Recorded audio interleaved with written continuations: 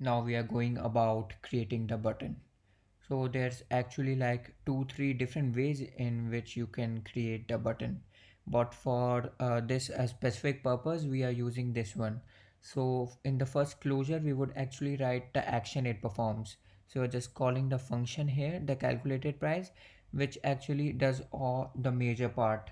When it's called, it actually does the whole thing of assigning the value of price to alert title and everything, and it also sets the value of showing alert to true. And now we are going to design the UI for our button. The label inside this closure, we are actually going to write all the things that the button, how should it look like.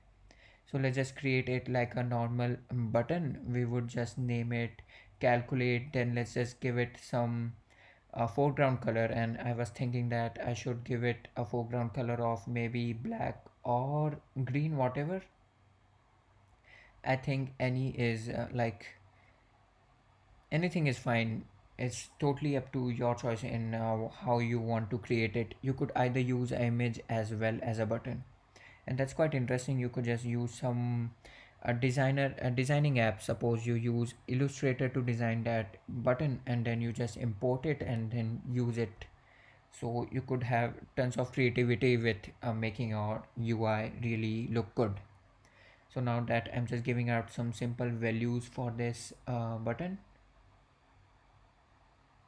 and let's just give it some padding as well, and we need to give it some foreground background color as well, since it looks really kind of shallow. So for giving background color we use the background modifier, then inside of which we would use color dot white, I think. You could give it any color you like it's totally up to you, the combination and the stuff.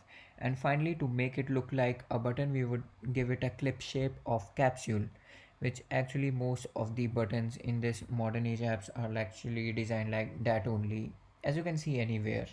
It's totally like that. Or either you could create a rounded rectangle as well, which gives you actually more freedom of to as to how wide and like how much rounded you want the corners to be. So you could just experiment with that as well, and you can get really creative and like have a really different UI.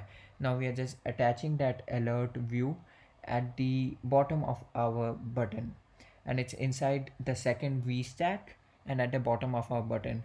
And to be very honest, it doesn't really matter as long as the alert view is inside body property. You could just attach it to any V stack.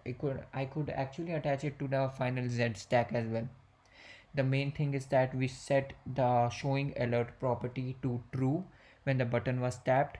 Here in the topmost level, the two lines that we wrote, first is calling the function, which essentially just determines the price value. The machine learning model runs and it stores its final output inside this price constant, and then we assign the alert title to this value that we get from the machine learning model.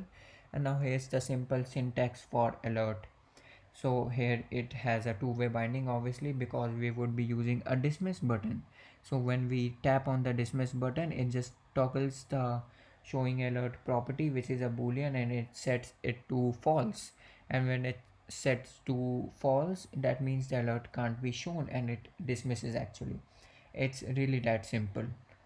So now we are just writing down the stuff, and I think I actually forgot to write text before the alert title that I just wrote, and I would come back to change it as well.